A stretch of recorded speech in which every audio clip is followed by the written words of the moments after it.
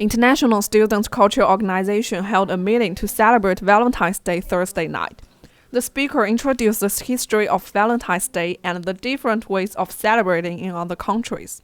Tonight we got together as the International Student Cultural Organization to celebrate Valentine's Day.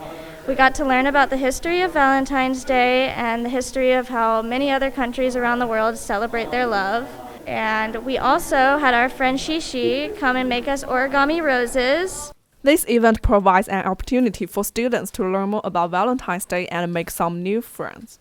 Today was just one of those cultural exchange events, basically. The whole point of today was to show some of the things we do in America and learn about some of the things that they do around the world, as well as doing a little craft to take home to give to your loved one.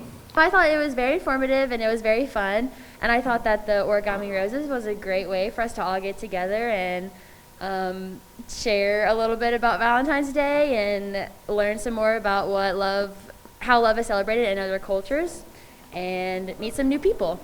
ISCO will host a Taekwondo night next Thursday at 5 p.m. The only thing you need to do is sign up for it. Next week, ISCO will be pairing with the International Student Organization to do their Taekwondo night.